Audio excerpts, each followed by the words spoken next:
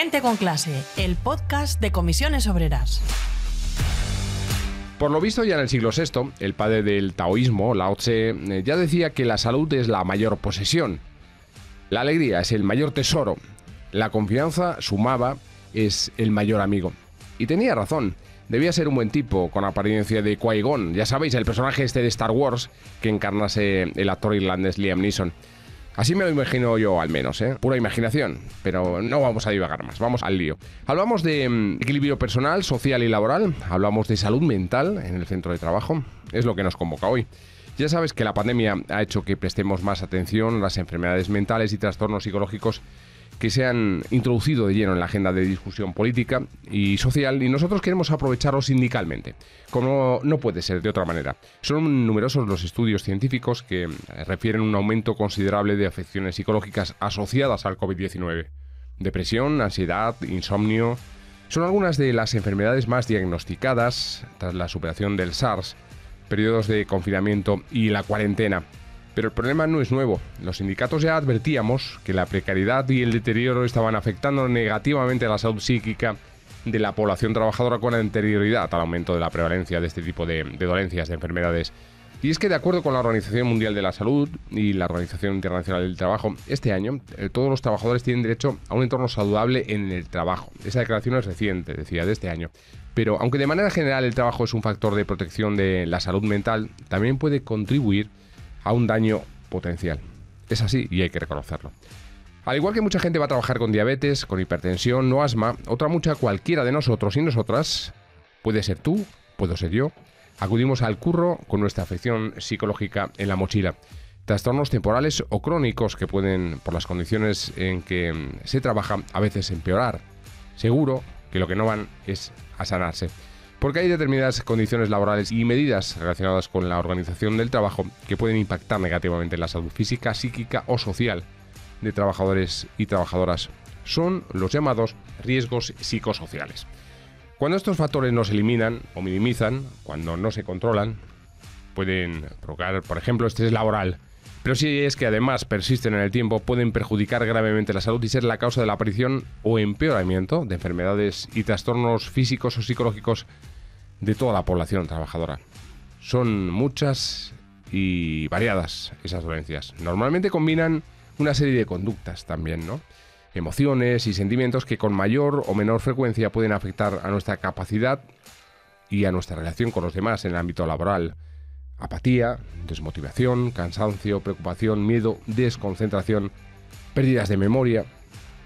Las consecuencias pueden ser fatales porque las empresas, en vez de atacar las causas que lo han motivado, recurren a menudo a medidas sancionadoras e incluso, en su extremo, al despido. Y esto no es justo ni es legal. ¿Por qué?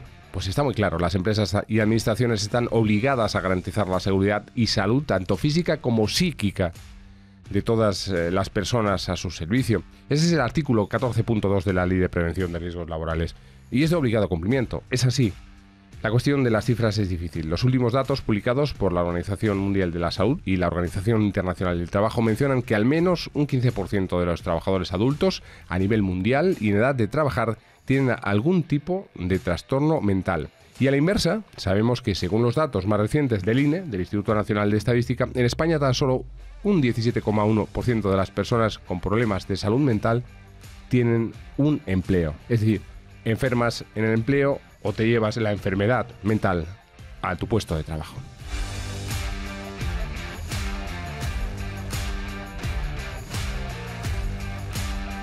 Hola, ¿qué tal? Saludos de José Julio Alonso, periodista de la Confederación Sindical de Comisiones Obreras, en nombre de todos los compañeros y compañeras de comunicación del sindicato y, por supuesto, como no puede ser de otra manera, de Miguel del Río, que hoy está mustio, tiene cara de acelga. Es que yo creo que ha desayunado flojo. No es de comer mucho, hay que decirlo, ¿eh?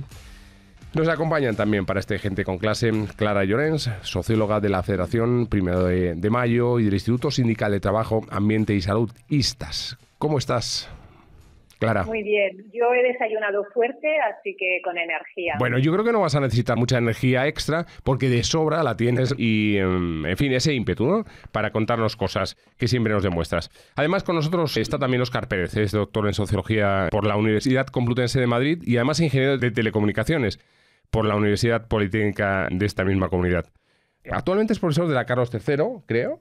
Y de la Universidad Pontificia de Comillas también. Y de la Pontificia de Comillas. Bueno, la tercera pata del banco para este programa de especial de Gente con Clases, Carmen Mancheño, es doctora, médico especialista en medicina del trabajo, compañera además de la Secretaría de Salud Laboral y Sostenibilidad Medioambiental de Comisiones. ¿Cómo estás? Muy bien. Un gusto verte como siempre.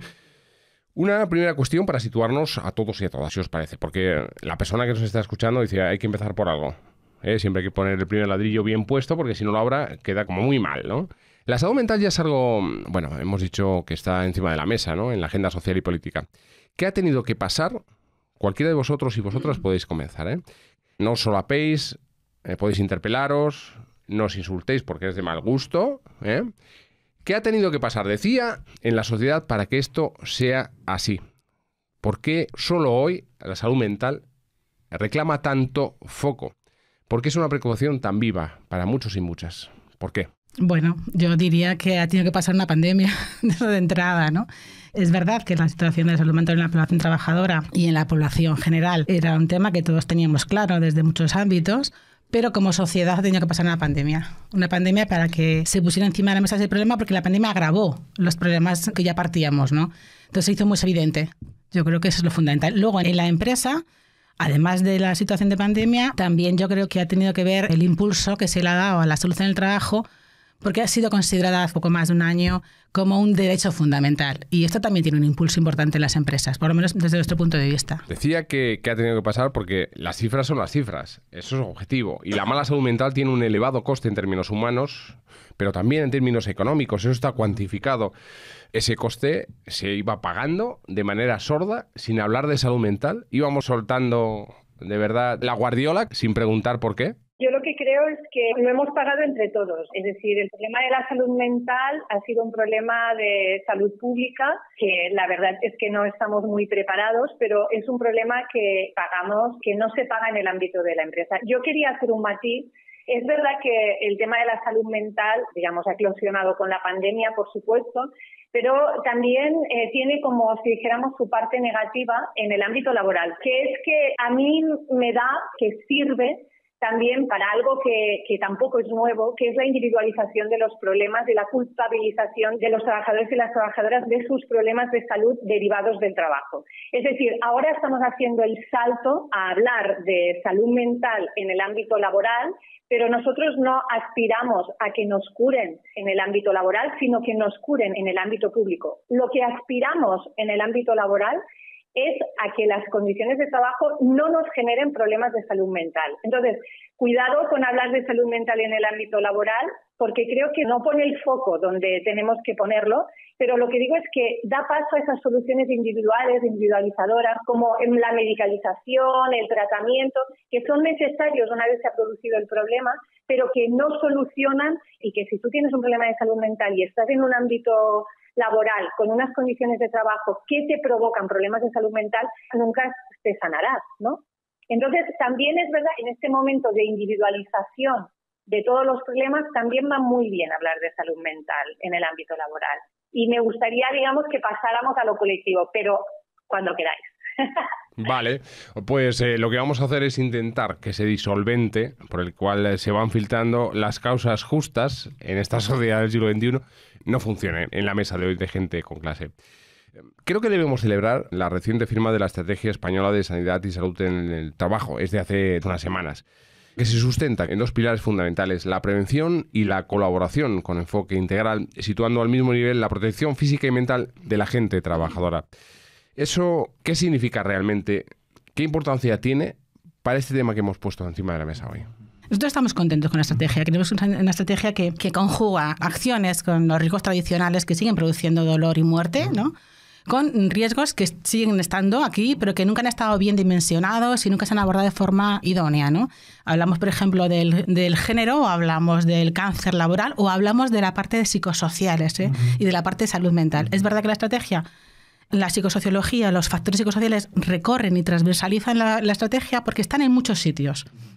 Es decir, hay una línea especial de salud mental, vale. Pero además de eso, yendo a lo que decía Clara, el origen, Es decir, los factores psicosociales están. Cuando hablamos de género están. Cuando hablamos de acciones en investigación están. Cuando hablamos de acciones de inspección de trabajo en control están.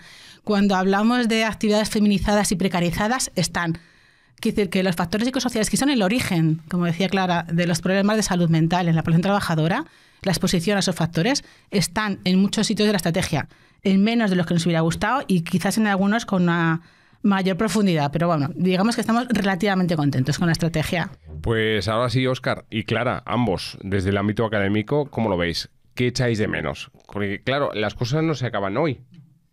Las cosas tienen un camino y se acaban muy pasado mañana. Entonces, ¿qué se podía sumar para que fuera mucho mejor de lo que ya es, que lo es? Lo que consideramos importante es eso, que visualicemos que las condiciones de trabajo pueden provocar estos problemas de salud mental o cardiovascular, pero vamos a hablar de salud mental, y que todas tengamos claro que cuando hablamos de psicosociales son unos riesgos que nos afectan a través de la psique, pero que son sociales. Su origen es las deficiencias en el diseño, la organización y la gestión del trabajo. No lo decimos nosotros, lo dice la definición de la OIT y de la OMS, lo dice la Agencia Europea de Salud Laboral y lo dice el Instituto Nacional de Seguridad y Salud en el Trabajo. Entonces, lo que tenemos que conocer bien, cuáles son esas condiciones de trabajo que nos generan estos problemas y de salud mental y salud cardiovascular en los que tenemos que actuar en el ámbito de la empresa. Empecemos por ahí.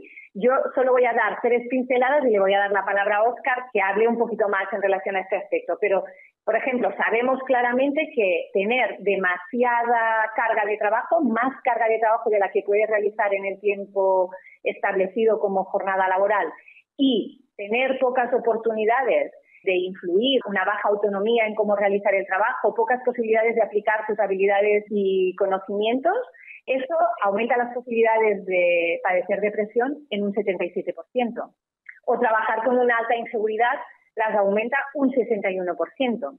Es decir, reducir las cargas, gestionar con métodos más participativos o que te contraten contratos indefinidos, los que van a solucionar los problemas de salud mental en el trabajo. Es decir, que esta estrategia y nuestra ley, que ya tenemos, la Ley de Prevención de Riesgos Laborales, nos permite actuar y focalizar en relación a estas cuestiones. Óscar, es que lo cierto es que hace unos cuantos años esto era ciencia ficción. Por comentar y coger la pelota donde me la ha dejado Clara, que me la ha dejado votando y estoy a ver si la meto por la escuadra izquierda o derecha. Entonces, fijaros, y ligándolo con la anterior pregunta, en la estrategia, en el documento oficial del gobierno que preguntabas antes, Julio José, hablan de las cargas, precisamente. Me has cambiado el nombre. Me has llamado como el hijo, como el hijo de Julio Iglesias, que no es el caso. No es el caso. Tienes menos dinero. Lo mi padre se llama José María y era electricista. No Julio y cantante, sino José María y electricista. Perdóname. No. No, decía que justamente el punto de las cargas lo recoge en el documento de la estrategia, con lo cual ya no es baladí porque está sugiriendo que esto es particularmente importante. Lo más gordo y con mucha diferencia son esta cuestión de las cargas. Entonces, justamente mis flecos de lo que yo echaría en falta un poco en la estrategia van en esa dirección. Claro. Es decir, oye, si hemos identificado que las cargas son fundamentales, cuando digo fundamentales vamos a poner un numerito, la mitad de los problemas de salud mental en el trabajo pueden ir por ahí, ¿vale? Entonces estamos hablando de una cosa considerable, el primer factor con diferencia, ¿vale? Por varias fuentes. Entonces, claro, yo esperaría que, teniendo en cuenta esa información que tenemos, pues que se diga, oye, pues a la estrategia vamos a ponerle un foco, además de estar conociendo la propia estrategia en el inicio, en esa dirección, por ejemplo, ¿no? Entonces, pues dices, oye, igual que se habla en la estrategia pues de las nuevas formas de trabajo, y yo creo que en los medios sociales, no son más allá de la estrategia, ¿no? Hemos estado hablando de teletrabajo, hemos estado hablando del derecho a la desconexión, hemos estado hablando de la semana de 4 días.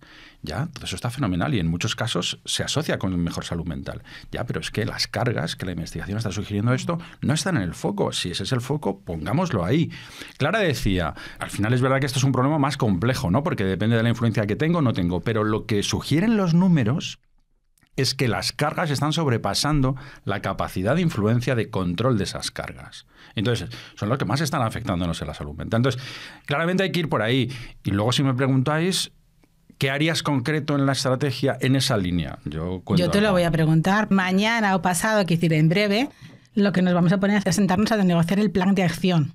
Es decir, este es el paraguas de las políticas públicas de aquí al 2027. Ahora hay que hacer planes bienales que están dotados para, dentro de esa paraguas de estrategia, qué acciones concretas nos parecen más relevantes. O sea que vamos a seguir hablando. Pero te voy a hacer una pregunta. Bueno, que sea fácil. Cuando te sientas enfrente de un señor que, por ejemplo, tiene un call center y tú le vas a contar cosas de la estrategia, tú le vas a requerir ciertas cosas relacionadas con la salud física y psicológica en el trabajo, hay una palabra mágica que siempre tienen ellos y ellas en la cabeza, nuestra contraparte, y es productividad. Hablando de cargas de trabajo. La productividad va asociada a la carga de trabajo. Tú, sabiendo que en esta norma se dice que las empresas que demuestren buenas prácticas en este contexto van a ser reconocidas, ¿esto qué es? Es decir, el palo y la zanahoria, la capacidad sancionadora, el obligado cumplimiento, ese asunto cuando os sentáis a negociar en este próximo paso, ¿cómo lo vamos a dar? ¿Cómo lo vamos a dar? O sea, lo de las buenas prácticas es así como que, a ver... Son buenas intenciones, sí, yo creo, ¿eh? Las buenas prácticas es una de las medidas estrella de las patronales, de la COE, CEPIME. Y en la estrategia tenían como, no sé el número, no recuerdo, pero en cada página aparecían buenas prácticas 3-4 veces. Claro. Y la negociación se quedó en la totalidad de la estrategia, ¿no? Tampoco hay que desecharlas. Para ello son importantes el establecimiento de buenas prácticas, siempre y cuando las buenas prácticas tengan que ver con, primero, el cumplimiento de la norma, evidentemente, y segundo, con mejorar la salud de los trabajadores y trabajadoras. Es decir, que si hacemos unas buenas prácticas con ese objetivo... Porque además tienes que tener en cuenta que la prevención es rentable y eso lo llevamos diciendo 1000 años, ¿no? Es decir, hay estudios que hablan de que por cada euro que tú inviertes en prevención, el retorno en productividad de la empresa está en torno a 2,6, creo recordar, más del doble. Hablando en términos de rentabilidad, la prevención es rentable. Lo que ocurre es que muchas veces el empresariado que tenemos es muy cortoplacista, entonces no tiene visión de medio plazo, claro, de largo plazo. Estás dándonos plano escucha y como no te tenemos delante, yo creo que tienes ganas de decirnos algo. Totalmente de acuerdo con lo que ha planteado Carmen. Es decir, ¿qué pasa? Que si tú estás compitiendo, reduciendo costes laborales y a corto plazo, pues seguramente no va a ser rentable, ¿no? Ahora bien, si tú estás pensando en una empresa a medio plazo, entonces sí, porque es que te podría dar el dato que ha dado Carmen, pero también el de bajas, ¿no? Es decir, cuántas bajas por problemas de salud mental o cardiovascular te podrías evitar si las condiciones de trabajo fueran saludables, ¿no? Esa es la cuestión. Yo lo único que quería decir es que con todas las encuestas que tenemos de gestión de la prevención de riesgos, sabemos que los empresarios y empresarias, sobre todo a nivel europeo, no solo los españoles, responden a una cuestión, que es a las sanciones de la Inspección de Trabajo. Eso lo han dicho reiteradamente en una encuesta que se llama ESENER, y que tenemos que tener normas y inspectores e inspectoras que hace falta darles más recursos para que realmente las leyes se puedan cumplir. Clara nos ha contado más o menos lo que pasa en nuestros curros y también algunos remedios, pero pedías la palabra. A ver, lo de la productividad es muy importante. Tú hablabas antes, decías, ¿cuántas veces no vamos al trabajo sin estar del todo bien? Hay una estadística por ahí, en Inglaterra, que habla del 80% de la gente que no sintiéndose bien a nivel mental va a trabajar. Imaginaros que metiéramos eso en el business case, es decir, en hacer la contabilidad de costes. El retorno de eso... En fin, lo de los 2 o 3 euros que comentaba Carmen se nos queda súper pequeño. Entonces, es verdad que las empresas, tal y como están, tiran a lo fácil, al corto plazo y a otras cosas, ¿vale?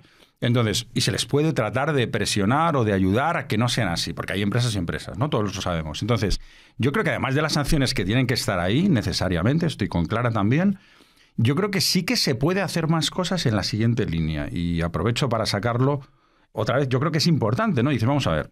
Actualmente los datos que tenemos y que ofrece el Estado, el Panotrás y compañía, ¿vale? Lo que parece es que no suponen enfermedades mentales. Es decir, lo que nos está diciendo el Estado con los registros oficiales es, oye, en el trabajo no estamos fastidiando la salud mental de la gente. Y sin embargo, cuando vamos a atención primaria, contingencias comunes, eso está lleno de problemas de salud mental, ¿vale? La investigación que comentaba un poco antes, que aprovecho a meter la cuña, está financiada por la Fundación Prevent, ¿vale? Que es con Gloria Álvarez, que no soy yo solo, sugiere que aproximadamente el 43% de los problemas de salud mental que tiene un trabajador están producidos en el trabajo. Eso significa que con esa estadística en la mano, el registro, que ahora mismo es cercano a 0, debería ser cercano a 40 y pico. ¿Vale? Entonces, si eso es así, ahí hay un melonazo que hay que descubrir. Entonces, yo sugiero, propongo, creo que una estadística que cambiaría bastante. Y es algo parecido a las cuotas en la cuestión del feminismo. Si nosotros cogemos y decimos, mira, vamos a publicar los porcentajes de problemas de salud mental por empresa independientemente de dónde se produzcan. Si no dices, oye, empresa A, ¿cuántas personas tiene de baja por razones de salud mental? 33. Empresa B, 66. Vale.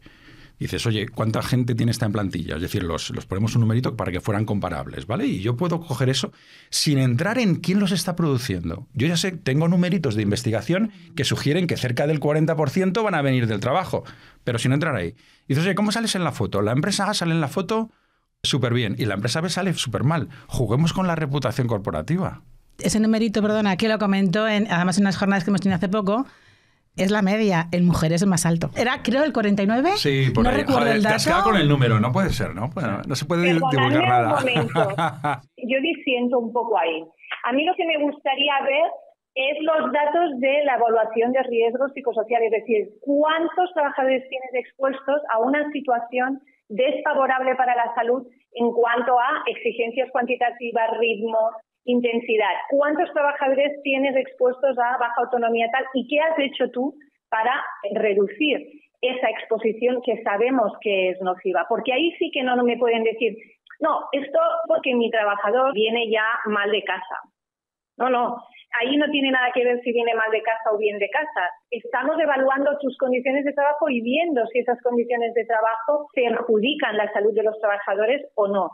Yo estoy de acuerdo con Óscar en la idea esta, pese a que es lo que dice Sener, ¿no? Que podemos pensar en otras alternativas y el tema reputacional me parece una muy buena idea, pero a mí me gustaría ver esos resultados, ¿no? Y si fuéramos otro tipo de país y tuviéramos un método validado y que todas las empresas por ley deberían evaluar estos riesgos, pues estaría muy bien que cada X tiempo viéramos estas exposiciones y si se han bajado o no, porque ahí sí que la responsabilidad es total y absolutamente del empresario, ¿no? Y el problema aquí es esto, es que las condiciones de trabajo nos exponen a tener esta problemática de salud. A mí realmente me gustaría verlo, porque ahí sí que ya no podemos decir, mira, es un factor genético o de hábitos saludables, ¿no? Por eso se está poniendo tan de moda ahora todo el tema de hábitos saludables y tal. Yo creo que al empresariado le tenemos que exigir lo que tiene que ver con su negociado, ¿no? Y el negociado es las condiciones de trabajo. Entonces, ¿tus condiciones de trabajo son saludables o no lo son? Esto es lo que nos gustaría ver. Y porque tenemos ya una historia larga de esconder algunas enfermedades, algunos accidentes y tal. Por eso creo que, cogiendo lo de Óscar de reputacional, y que tendríamos que hacer públicos algunos datos relativos a salud laboral, porque eso significaría que efectivamente estamos poniendo la salud en el centro, ¿no? A mí se me ocurre, habrá pocas cosas tan nocivas para el futuro de una persona desde que es un crío, como su trabajo, como el sector al que se va a ocupar. Y quizá papá y mamá, que la cagaron mucho. Pero no puede haber nada más tóxico que el trabajo. Sí. El trabajo es un factor determinante de salud, en negativo y en positivo. Totalmente. Puede ser muy positivo. Sí, lo ponía en la puerta de Auschwitz. El trabajo será libre. No, por ejemplo, los desempleados tienen 3 veces más depresiones que los trabajadores con empleo. Es decir, que lo que ocurre es que las condiciones en las que una realiza el trabajo o le organizan el trabajo o obligan a hacer el trabajo impactan mucho en la salud en negativo. Está claro. Estamos hablando de dramas, pero quizá estemos a un paso al reconocimiento de la salud mental como enfermedad profesional en nuestro marco jurídico. Esto sí sería la leche, ¿eh? Yo eso no lo veo y además esta vez me he dicho que no le voy a llamar Julio José, le voy a llamar José Julio. Bien. No me puedo escapar de decir que lo que decía Clara, totalmente de acuerdo. O sea, nosotros necesitamos, evidentemente, como segundo paso, decir, oye, y ahora vamos a ver por qué se producen estas bajas de salud mental. O sea, necesitamos tener esas evaluaciones de riesgos para luego ver dónde vamos a ir, cómo vamos a proteger. Pero si no tenemos la cuestión del numerito de que viene por atención primaria, porque son contingencias comunes ahora mismo, no podemos actuar, no sabemos cómo están en la foto, no tenemos información para jugar, ni tampoco las empresas tienen información. No hace falta estar enfermo, Óscar. O sea, nosotros tenemos un derecho a la prevención de riesgos laborales. Es decir, no necesito estar enferma para que el empresario actúe. El empresario tiene que actuar antes de que yo me ponga enferma. Y si me he puesto enferma, tendrá que solucionar los problemas para que cuando yo vuelva al trabajo no siga enfermando. Entonces, mi derecho es a unas condiciones de trabajo saludables, no cuando ya se ha producido el efecto, ¿me entiendes?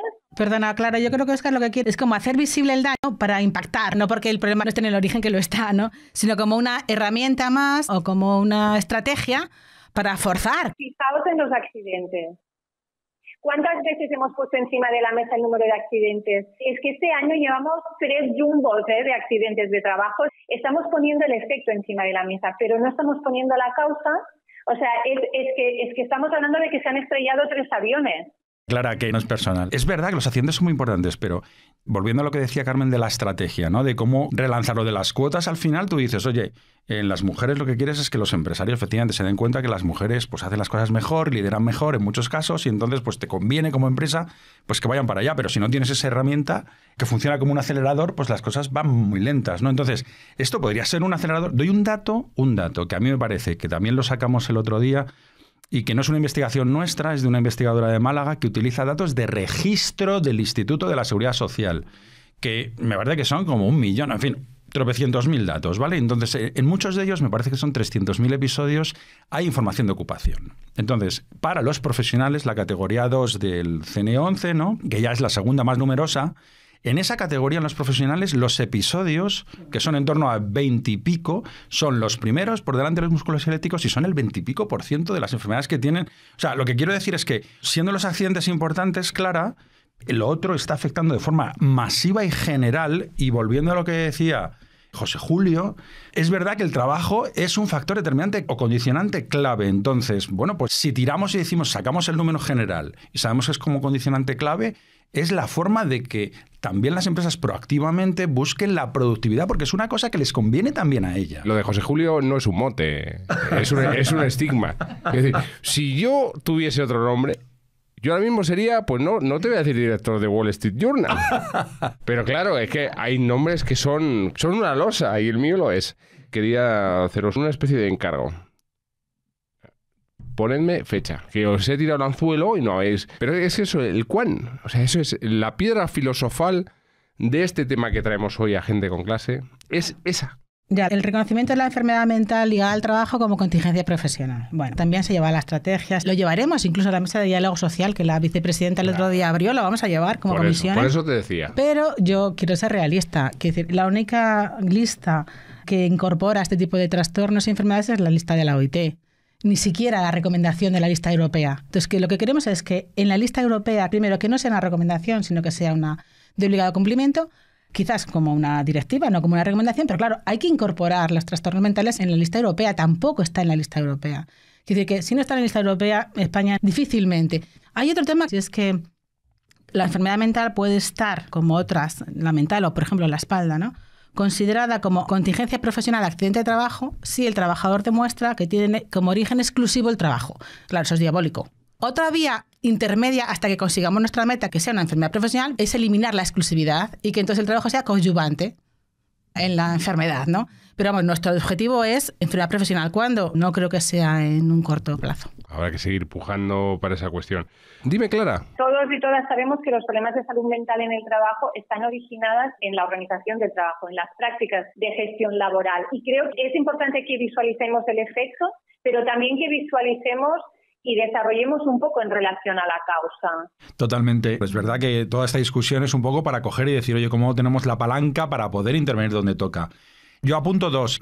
Uno es tratar de, siguiendo con la estrategia de salud mental, ¿no?, que yo creo que ya apuntáis por ahí por dónde ir, ¿no? Y dices, oye, hay que actualizar la normativa para poder atacar ciertas cosas. Entonces, en esta línea, que lo comentábamos también el otro día, ¿no?, por ejemplo, la experiencia danesa, los suecos también han hecho parecido, pero los daneses yo creo que están un poquito más avanzados, dicen, oye, aquí hay un foco importante en los riesgos psicosociales y dentro de los riesgos psicosociales hay uno muy concreto sobre las cargas, que es el primero en el que han puesto una guía. Bueno, pues eso nos da inspiraciones para hacer cositas. Y añado una segunda, que está ligado con el acuerdo que habéis firmado, ¿no?, los interlocutores sociales a nivel europeo.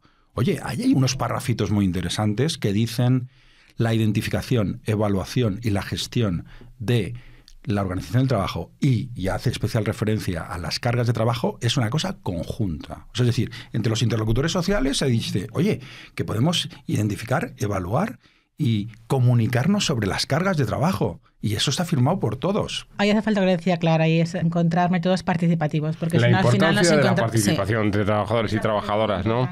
Siempre, pero en esta parte aún más. Eso antes era muy sencillo. Sí, en tiempos modernos lo vimos. Métodos y tiempos. Una Claro, llave inglesa enorme, Charles Chaplin intentando, y se le amontonaban las tuercas y los tornillos, y aquello era un desastre, ¿no? La alienación. Pero claro, las nuevas formas de explotación, de esclavitud, la intromisión en la vida de las personas a través de las nuevas tecnologías, eso nos da otro panorama y otro ámbito de estudio, ¿verdad? Yo creo que la peli de Charles Chaplin, tiempos modernos, a partir de la máquina aquella, aumentaban la intensificación del trabajo y al final se lo llevan en la ambulancia, ¿no? Pero yo creo que hoy en día tampoco estamos tan lejos de eso, tanto en la industria como en los servicios, ¿no? Sabemos que hay empresas que les ponen pulseritas a los trabajadores para ver qué ritmos, si bajan, si suben, y entonces les dicen que no vayan tantas veces al lavabo. Y también sabemos pues, que las trabajadoras de las gerocultoras tienen un método de trabajo que tienen que seguir y que en 10 minutos tienen que duchar y arreglar a una persona dependiente que muchas veces no se puede ni mover, ¿no? Esto, por ejemplo, nosotros creo que sindicalmente tenemos una experiencia bastante importante, sobre todo en el ámbito industrial, de reducir a través de los métodos y tiempos, ¿no? De reducir esa carga de trabajo y que tenemos que arremangarnos, continuar en esa lucha porque ha sido una lucha, ¿no? En todo el tema de métodos y tiempos para reducir esas cargas de trabajo y que me parece que toman nuevas formas que nos complican la vida. Tendremos que negociar los criterios de la inteligencia artificial. Es decir, toman nuevas formas, pero no deja de ser un elemento central en el ámbito de la negociación colectiva y con eso estamos haciendo salud laboral. Carmen, los trabajos más invisibilizados, más precarios, con trabajos más informales, supongo que intensifica un cierto sesgo de género en las enfermedades mentales. No lo hemos mencionado hasta ahora, pero me parece muy importante y creo que es subrayable lo que nos puedes decir al respecto. Las mujeres tienen una mayor exposición a los factores de riesgo psicosociales. Primero, por dónde estamos trabajando y cómo. Es decir, la segregación tanto vertical como horizontal hace que la mayor parte de las mujeres están en unos sectores donde, además, como habitualmente son sectores con tareas livianas, ni siquiera son visibles. No es visible ni el riesgo ni tampoco el daño. Entonces no hay medidas preventivas que adoptar. Además, a esos sectores, y podemos hablar de todo sector en la pandemia, lo hemos visto clarísimo, el sector de los cuidados, el sector de limpieza, el sector de ayuda a domicilio, en fin, el sector de servicios, camareras, hay muchísimos ejemplos. Tenemos que hablar de la mayor precariedad y mayor temporalidad, mayor contratos parciales no deseados, por ejemplo, ¿no? Y luego, fundamentalmente, son muchos trabajos de mujeres sujetas a alta tensión, es decir, con muchas demandas de trabajo y poca capacidad de organizarse y de poca capacidad de autonomía, ¿no? Si a esto le sumamos el conflicto trabajo-familia, es decir, la doble presencia de toda la vida, claro, el sesgo de género está clarísimo, pero como al final, ¿qué ocurre? Que curiosamente los factores de riesgo psicosociales son los que menos se evalúan en las empresas, son los que menos medidas preventivas se adoptan y son los que menos daños de salud tienen. Entonces, ¿esto es casualidad o es que estamos en un patriarcado que hasta estos niveles llega? Bueno, pues al final, ¿qué ocurre con las mujeres? Lo que decías de la medicalización, claro, nos dan la pastillita, claro, luego el consumo de psicofármacos en mujeres es brutal, es el doble prácticamente que en hombres. Y no es porque tengamos una vulnerabilidad fisiológica ni física, ¿eh? Ya te lo digo yo. La vida demuestra que no. Ya esa mirada atravesada de Miguel del Río significa que nos va a cortar el programa o el cuello, ¿eh? Porque esto es así, es tajante, es tajante. Somos conscientes, a partir de la evidencia de los datos, de que un trabajador o una trabajadora satisfecha es más probable que elija una organización frente a otra y que además se comprometa con el desarrollo de esta. Sabemos además, como se ha comentado, que se encuentra suficientemente probado que cuidar la salud psicológica reduce las probabilidades de que se produzca absentismo laboral, presentismo, rotación entre los trabajadores de la plantilla, con la siguiente reducción de costes económicos y personales asociados. Y luego está lo de las enfermedades, el pago y tal, la seguridad social, todas estas cosas. Se trata de que nos veamos unos a otros, unas a otras, y hacer una sociedad mejor. En ese camino, la salud mental tiene un papel protagónico, como dicen ahora los modernos. Cuidémonos, por favor, cuidémonos. Muchas gracias a los tres, a Clara, a Óscar y a Carmen, por todo lo que nos habéis contado. Cuidaos vosotros también, ¿vale? Gracias, José. Muchas gracias. Gracias.